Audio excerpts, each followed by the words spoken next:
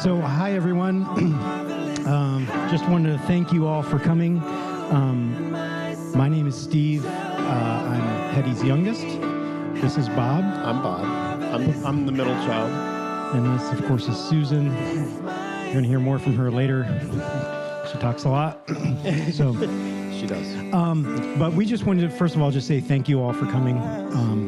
Every one of you have been touched by Hedy's life, and it's just wonderful that you're here celebrating with us her life. So while you're still eating, we do have like a 10-minute video that we just want to play so you can watch the screen. And then after that, I think Sue's going to come up and tell some things about Mom's life. And then anybody that wants to share a story or a memory, you're more than welcome. We can even bring the mic around to you. But we are going to do a video of this just because we want to be able to share this with some friends and family that couldn't make it today. So with that, you have anything else to add? No, I think you covered it pretty well. And Mom would be thrilled that you guys are all here. And she was just grateful for everything. Even the tiniest thing she was grateful for. So this is very nice. Yeah, and I didn't realize it until last night. Sue mentioned it, but so Mom had 3 sisters, and every one of her sisters' families are represented here. So we have Lynn is Romaine's daughter, and then Bob is Rachel's son, and then Hack and Tim, Marilyn. Thank you guys. Mom's Bible study is represented here, so Lynn and Barb, thank you guys for coming. One of Mom's co-workers for many years as a nurse, Ellen, is here. So it's just so cool that all people from almost like every part of Mom's life are just represented in this room today, even though there's not a lot of us. I think it's pretty cool. Thank you very much. Thank you for coming. Okay, so we'll start a video, and you guys can kind of, it's a journey through Hedy's life. So we'll get it started.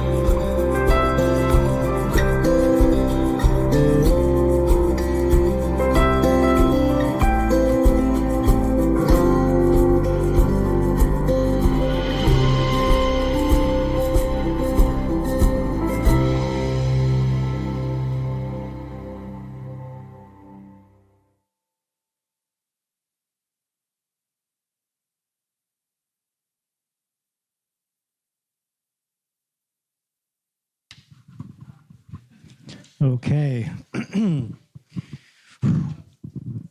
So at this point, my sister has a whole bunch of notes. So settle in. Yeah, settle in. Grab a second plate of food. No. Yeah, that's totally fine. Thank you so much, Steve. I'm going to have a hard time topping this presentation because that's amazing. And that, I've seen pictures that I didn't even know existed. And I'm sure, like, a lot of, yeah, I know. I'm blown away, too. Because it's like Bob was fortunate to find a bunch of slides at his house. And, like, I've seen pictures I had never even seen before. So, yeah, it's amazing over 81 years, just the different people, whose lives you touch and stuff. So I was fortunate enough, we packed up Mom's stuff back in 2021 when she moved into assisted living. I came across some of her mementos, and one of them was an autobiography she had written in high school. So I'm not going to be reading the whole thing because we would be here till 10 o'clock tonight. So I'm just going to give a few excerpts from the autobiography and then just go over a few things about her life and some memories I had, and pass the mic to you guys who have other, memories that you want to share about Hedy. So the first one she wrote concerning me. It was late in the year of 1941. There was peace, but this peace was not meant to last. It was a particular gloomy day, October 28th, just 1 month and 10 days before the tragic bombing of Pearl Harbor. The cry of a new baby could be heard in a cozy little house within the limits of a small village 3 miles north of London. This was a special baby born to the family of Mr. and Mrs. Waldo Rector and their daughters, Rachel and Romaine. And she was born a couple years before Marilyn. She said, of course, it was a cute baby with bright blue eyes, fair hair, and a fair complexion. She goes, in my opinion, it was a very mischievous baby. The baby showed a certain amount of a glimmer of adventure and excitement in her eyes. So it's funny as a high schooler how she remembered. So I'm going to skip ahead. Hold on. Okay. All right. She wrote, I was baptized by the Reverend Horace Sheldon, April 21st, 1943, in a small Methodist church located in Lafayette, Ohio. We soon moved down on a farm about 1 mile from Lafayette, and I remember our playhouse, which was formerly a coal shed. Whenever we played in it, I was always the baby, and of course, mud pies, were prepared for the meals. I vaguely remember the old farmhouse, the pigs, the chickens, and all the signs of farm life. One day, I was pecked on the hand by a sly old rooster and was afraid of him afterwards. So, let's see. Okay, time flew by, and as anticipated, my first day of school arrived. I was only 5, and my first grade teacher greeted me with a smile, and I walked shyly into the bright schoolroom. They told me that I could sit in any seat I wanted to, and I soon got over my shyness and made many friends. Let's see. Okay. She said, the first 2 years of school were fun, but I didn't like 3rd grade for some reason. 4th grade year, I was a little sad because my boyfriend moved away. Nothing exciting. And then, let's see. Oh, when I was in 6th grade, I entered a spelling bee, and I went down on the first word. That certainly was a disappointment. In 7th grade, I was thrilled to be the honor of being a cheerleader.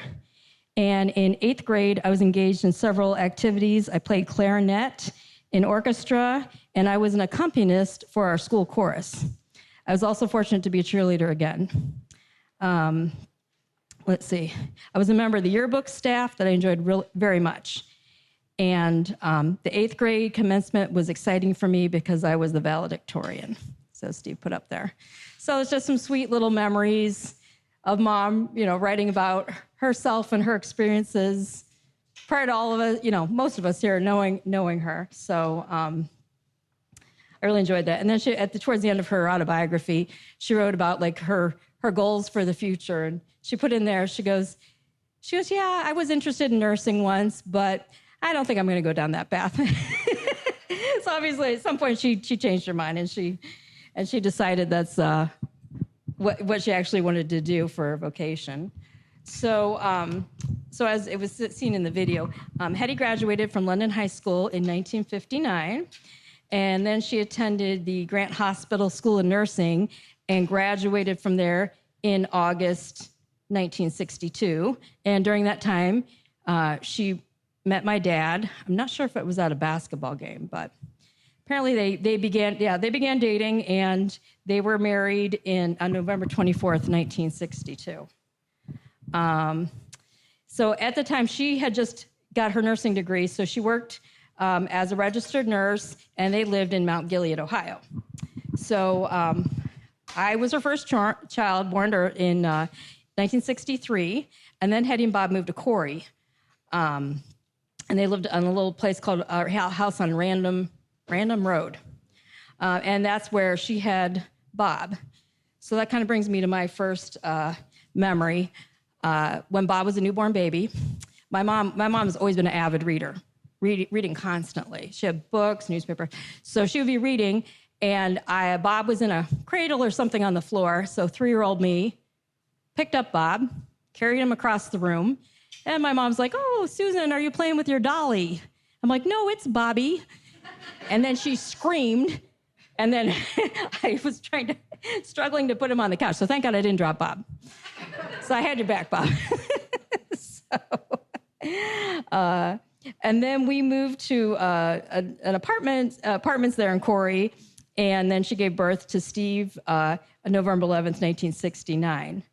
And the one big memory I have from those apartments is we did have a puppy at that time, and she was very pregnant with Steve, and it was a rainy night, and a man knocked on our door holding our puppy that had just been hit by a car. And so, yeah, it was, I really didn't have memories of having the puppy until that moment.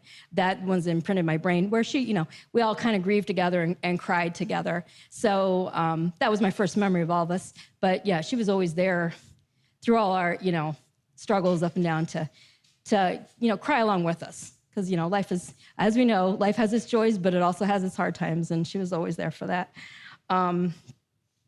So then we finally moved in our first house on Marion Street. I think it was around 70 or 71, and stayed there till like 1976. So at that time, Hedy and her husband Bob, they joined the First United Methodist Church, which they're really involved, and also the JCs and the JSETs, which I'm not sure what that is, but it's like some community organization they had back then.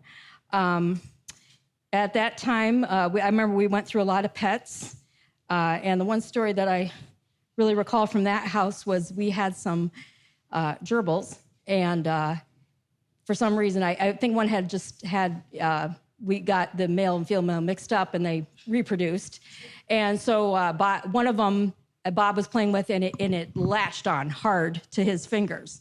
So Mom, trying to save the day and help him, she pulled it by its tail. Well, what happened is the tail broke off, and a lot of screaming ensued. And yeah. But the good thing is the gerbil survived, and so did Bob, and we're all So, let's see. Let's see. I'm so sorry. Okay, so then in 1976, we all relocated to Easton, Pennsylvania, and Hedy and Bob joined the Calvary United Methodist Church. And they got a really good group of friends there. I got really involved in the youth group at the time. And Mom actually was in charge of Vacation Bible School, which I got to give her credit for, because anybody who works with kids knows how much that work that is. And the one memory, and unfortunately Bob suffers in pretty much all these memories. I decided to, I feel so bad, so I'm apologizing ahead of time. We had a house with wood stairs. And for some reason, I used Pledge, and I was dusting the stairs, waxing the stairs, and he slipped on the stairs on their first date night out since we had moved, and broke his wrist. So that kind of interrupted their date night. So, and Bob survived again, yes. So, okay. Let's see. Okay. So then in 1979, we moved away from Easton, and Hedy and Bob moved up to Choconut, Pennsylvania, with a mailing address, Friendsville. Somebody hears Friendsville. That was our mailing address. And at that time, in 1979, she started becoming, I hope that's the right date, involved with her friends in the Bible study group. Is that correct? Was that about right, ladies? Well, when did Hedy, we didn't move up there till 79. So you guys probably were already a group. You started in 77? Yeah, but we didn't, when we moved to Choconut? Yeah, 77. We moved in 77? Okay, so I'm not gonna argue with the dates. But anyway, so this group, my mom would be involved in for over 40 years. So she had a really good group of friends that met probably weekly or more, not only together to study the Bible, but to go to charity events and other events and just pray and support each other through thick and thin. And it was a big part of her life. So I thank you ladies for being here and just, being a part of that. Let me keep going, 5, okay. So anyway, I didn't live in Choconut too long when I left for college, so I wasn't around as much. But I do know, like, her and Dad sort of become those band parents, right, Bob? The active band parents. And the one thing I heard about that kind of stuck out in my mind is that they would have band camp at the elementary school near us. And in the summer, they'd have all the band kids come over to swim in our pool. And my mom hosted this, and she didn't know how to swim. So that's kind of brave. She had her styrofoam kickboard. She would get around, anyway. So when I was in college, she actually went back to college because she had been off of work quite a while, and she had to get recertified with the up-to-date skills. So she did that while I was in college. She got recertified, and she worked at a couple different nursing homes. And she worked at Rivermead, and she worked at Deal Hospital. So we have Ellen, who worked with Mom at Rivermead, and she kept in good touch through the years, even after that. So they would share stories and laugh and laugh. She would always tell me, talk to Ellen. I would just laugh and laugh and laugh. So even up till, recent days, she would tell me about Ellen. So I'm so glad she could be here today. And then the one thing with the nursing home too, she was dispensing a lot of medications and trying to visit with the elderly. But even after she was done working there, she went back and volunteered. She would spend her time volunteering. So at the nursing home. Let's see. So in the 90s, all of her kids got married, and that started her own grandchildren. And then in the 2000s, some got married again. And so we ended up with 12 grandkids, which is their names are JT, Alan, Max, Jimmy, Cassie, Ari, Madison, Kendall, Joey, Noah, Seth, and Micah. And hopefully I didn't leave anybody out. There's a lot of kids. So she really did enjoy all her grandkids, through different events and when she could travel to see the ones farther away. As we know, in 2004, my dad passed away. So we lost Bob, and that was pretty sudden. We weren't prepared for that. So that was a big change for all of us. And but I'm so glad, like Steve said, in 2002, like 18 months before my dad died, Steve said, hey, let's have a 40th anniversary party for them. And I'm so glad we did, and we did not wait for 50 years. So I think he must have realized that was always a possibility, 50 years wouldn't be nice. So we all had a really, really nice time at that 40th anniversary party, and some of their other friends attended. And, we're all we were grateful for the time we're here and the time we have. And sometimes stuff works out and sometimes it doesn't. And in that case, it did. It was really, really nice. So we all missed Dad. But then, Hedy then moved over to a 3-bedroom apartment on Glenview Drive in Endicott. And let's see, 9, 10.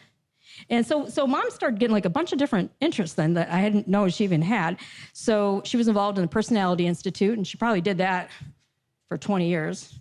I don't know if you guys know. Bart, you know, not offhand, you don't know. It's quite a while. So the Personality Institute, if you know anything about the Myers-Briggs, like they study different personalities and the components of it. So she held various positions with that. And she also became really fascinated with like ancestry and genealogy. And then she would be emailing people and contacting people about that. So that became another big interest. She was still always reading and loved to go to SUNY Binghamton to go to the concerts there. And so mom was always trying to stay, even after Bob was gone, stay really involved. In 2016, I came out, and I have a memory. We took, my son Alan came with me, and we drove mom to the Poconos because Bob and Dom were renting a vacation home. And we had a nice time with them for a couple days. On the way back, I noticed my rental car had low tire pressure. So I called Jeff. I'm like, what should the tire pressure be? And we pulled into a gas station. And so I'm like, okay, it looks like they all need a little air. So I was running around putting air in tires. Mom jumps out of the car. She's following me every tire. I'm going around the car, and I go, Mom, what are you doing? She goes, I'm helping. So, so anyway, but hold on 1 second. Okay, let's see. So then, then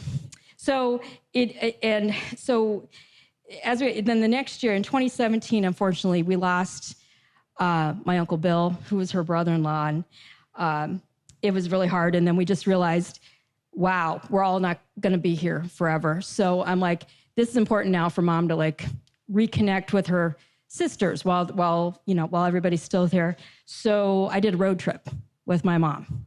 So I'm not even sure how I got her, but I know we went.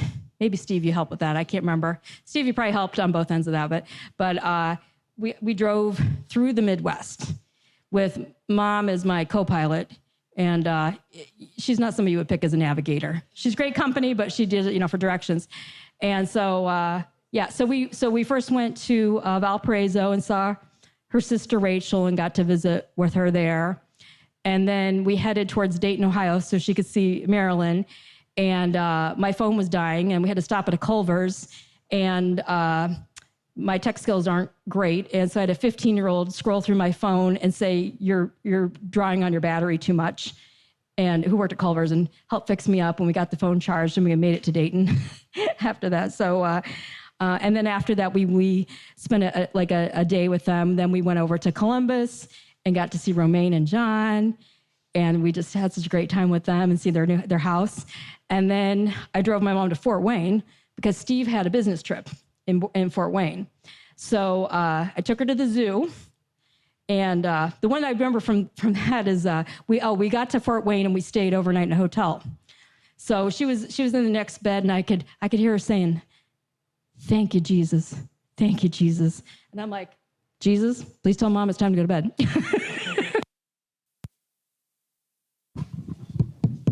And it's back. Okay. Okay, you guys aren't getting away this easy. So, I was a quiet one growing up. Can you tell? No, I was not. So anyway, so I'm so glad we did that trip because then the next year in 2018, we lost my Aunt Marilyn and then her sister Rachel, and then 2021. So I'm really glad we got to do that visiting. So as we all, I started noticing things with mom that she was having a lot of trouble finding things and with her memory, and we just knew something was not right there. And she just started needing a lot more help. So she did get diagnosed with Alzheimer's, and through the pandemic, Hedy, she never lost her spirit and her hopefulness, but she got some help. We got a caregiver who came in the morning to her apartment to help her with stuff, and then Steve or Michelle was there every afternoon for year and a half, 2 years, helping her every day with dinner. And like I said, I cannot commend, the sacrifices they made at that time to be with mom and help her through that. Bob was like our tech person. He set up mom with various devices so that she could easily call us or take a call or FaceTime. which was great. And pretty much I answered the phone. So, and when I mean I answered the phone, she would call me all hours of day and night. And she would call me at like 2 a.m, which is probably 1 a.m. in Endicott. And she'd be like, yeah, nobody's here. Whoever her caregiver lady, she's like, she's not here yet. And I'm like, Mom, would you look out the window? And she goes, okay. I said, is it dark out? And she's like, yeah. I go, it's still night. So I'd be like, they're coming. But the thing is, Mom would go to bed. She would eat dinner. She would go to bed like 5 p.m., 5:30. So, I finally caught on later because she said the neighbors were running around in the middle of the night. Well, I think that was like 9:30 p.m. So when she would hear somebody on the stairs, that was her middle of the night. So she would go to bed early and get up before the roosters. She was up early. So we were all able to, and I'm kind of grateful she didn't go into a assisted living situation yet, because then we probably wouldn't even been able to see her or talk to her during that time. So then in 2021, we were able to find a place for her at Elderwood at Waverly, where the ladies there took really nice care of her. Steve and Michelle had, friends through church that work there. And so they were able actually to frequently see her over there. And we tried to visit when we could. And so Mom being an old nurse, she thought she was working there. And every time I call, she'd be like, hold on a second. No, so-and-so. Okay, now you need to go over here. So she was always like, directing people, helping. She's like, I can help you in a minute. I'm on the phone with my daughter, So I was like, Mom, you're working way too hard, over there. But she always kept a really, really positive attitude and be involved. They had a lot of different activities over there. So I mean, like I said, she did pretty good. Things were hard, but then in November she took a fall and things, got real hard for her. So, and then she kind of looked like she was ready to go, and she perked up so we could all have like one really good last visit with her in December, and that's really special. So, and she even, I'm so pleased, Bob and Don came up, and she loved music. She loves Josh Groban. You'll probably hear a lot of Josh Groban today. But she was singing along. Which amazed me, because at that point she wasn't talking much or eating much or doing anything. But it was nice that even towards the end we could sing with her, pray with her, and so she left all of us on December 30th, and I'm very positive if anybody's with the Lord right now, it's Hedy, because that she spent more time thinking about him, praying about him than probably anybody I know. So, but I'm just try to be like her. She was always so grateful, just so grateful the time I had with her, so grateful for all of you. And so she would be so glad to see all of you here. And we're just so glad to see all of you here. So we can, share a little of that and who she was like as a sister, an aunt, a daughter, a mom, grandma. So anyway, all right, I'll pass the mic. I'm done. Done talking.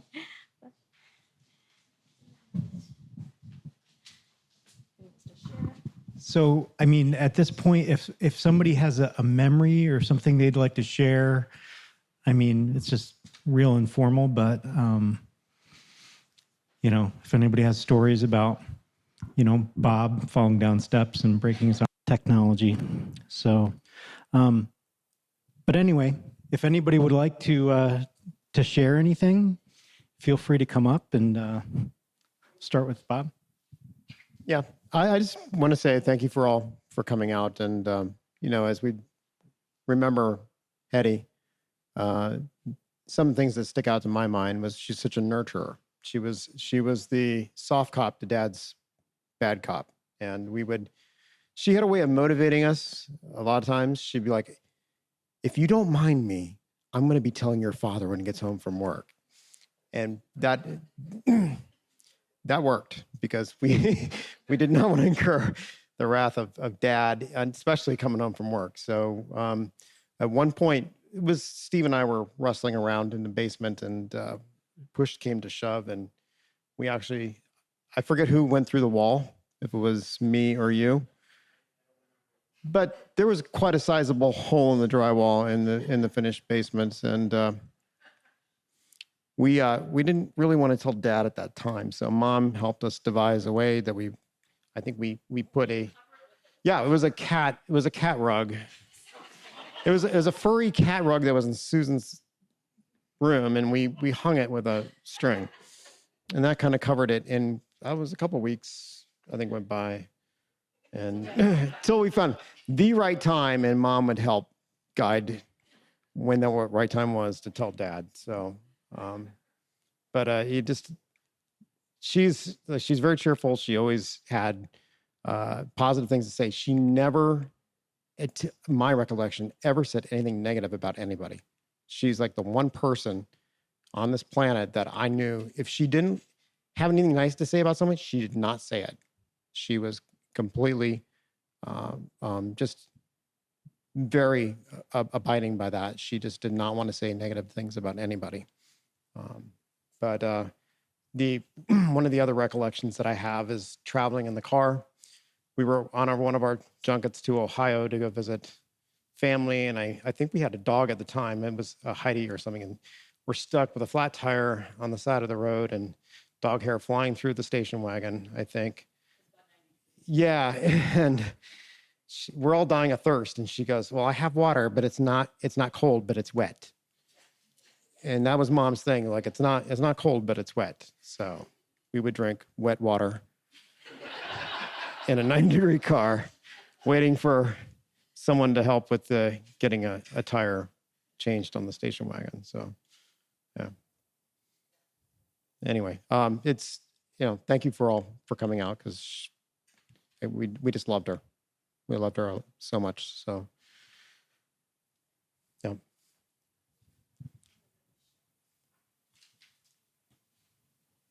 Anybody else?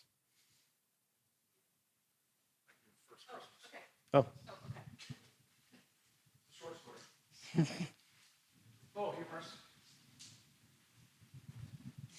So this is my first Christmas. It was December '92, going out to Sue's parents' house, and we were rearranging furniture to get everybody in there and packages in there, and Steve, you were helping pushing furniture around, and we had this all on videotape too.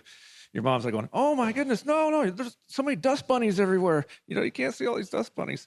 And at the same thing I remember though too is Steve gave out one hint that Christmas.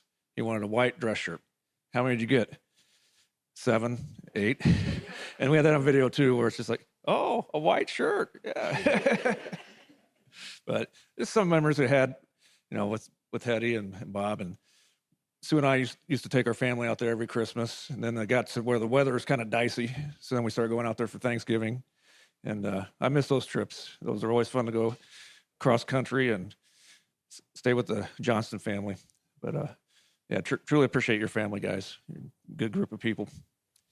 Yep. Anyone? All right, Max. It's not really a specific memory, but I just remember all the conversations that we had.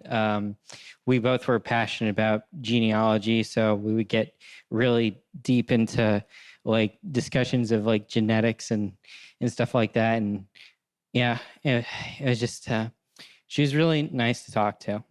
Yeah. Oh.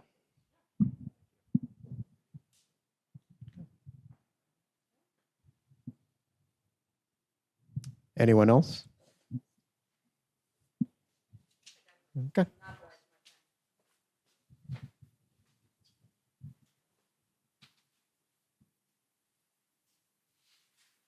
Give it up, Steve.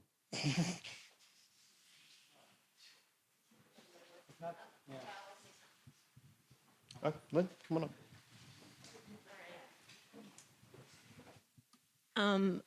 I am her niece, and I'm just here to represent her sisters.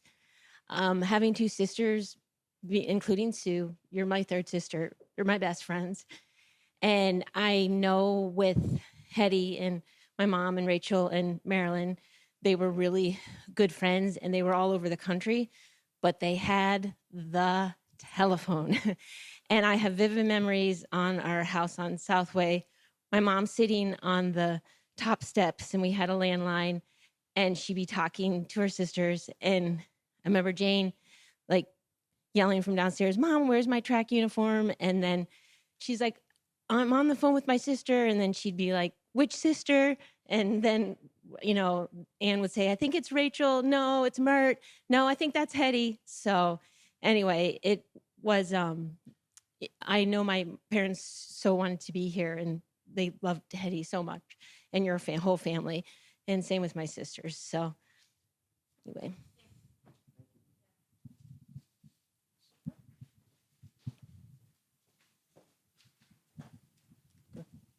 What's next? I don't know. What's the program bulletin say? Okay, so now we're going to be treated by a sermon by my wife, Michelle. No, actually, you and my mom had quite a good relationship. So she really did love you, and at the end, you were a major caregiver for her. So, but Michelle was actually a pastor at our church, so we're going to have her kind of just close out in a prayer. Does anyone else have anything they want to say first? Yeah, you do?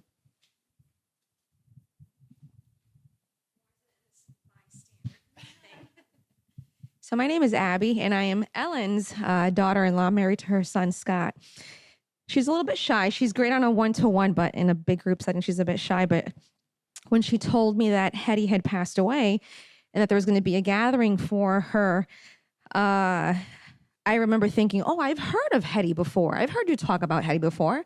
And she said that she had passed away not recently, so it had been months or a year, but that she had had so many conversations with Hedy over the phone, for minutes or hours, and definitely with the laughing and just being very, very jokeful. So my mother-in-law, Ellen, and Hedy were very close. They worked together at Rivermaid. I'm not sure if for how many years. Do you remember how many years? Long enough that they had a really, really good relationship. And so Ellen cared for Hedy very much. And just right now, a few minutes ago, she was telling me how Hedy would go to work an hour early to make sure that all of her meds, that she had all of the meds that she needed to have to give to the residents that day. I'm not sure if she would get paid for showing up an hour early. She would not. She's just confirmed that she didn't. And that she would then also stay late afterwards. So that just speaks to me regarding her great sense of work ethics, responsibility, how she didn't want to screw up at work. She wanted to do things right by just because of doing a good work and being good to her patients. So that to me is just mind blowing, that, that sense of work ethic to go way above and beyond what she had to do, not getting paid for that extra hour, just to do things right at work. And I'm over here bawling while watching the video because you could feel the love. And she seemed, I didn't have the pleasure of knowing Hedy, but she seemed like a riot. The big, huge smile on her face and such a huge, just wonderful sense of love and family and togetherness. And my heart goes out to you guys. I'm really sorry for her loss. And may God give you guys all peace. And you've got a great family. Stay together. People don't last forever, of course, and family is a huge, huge thing. And it's just wonderful to be here today. Thank you for inviting us, and I'm so glad you got a hold of Ellen. Thank you. Yeah, so Hedy, probably the purest heart I've ever met in my life. And you can never talk to her without hearing about Sue, Bob, or Steve. And there was a picture of her, Steve and I, and the way she just looked up at Steve, like with adoration. And she did that with all of you, with all three of you.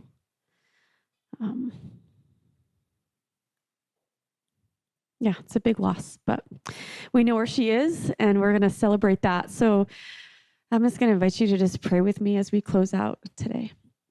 Dear Heavenly Father, we just thank you. We thank you for Hedy. We thank you for the testimony of her life that just spoke to so many. The quiet, reserved person that you didn't see a lot or hear a lot from, but when you did, you were just in awe of her heart and the purity that was there.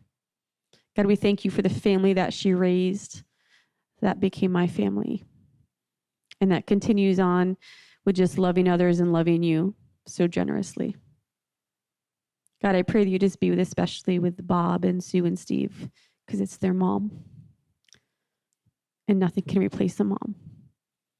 Let them know that their love for her was so known by her. And the way that she adored them just showed her love for them. God, we thank you for the promise that she's with you and that we're going to see her again one day. We love you, and it is in our precious name we pray. Amen.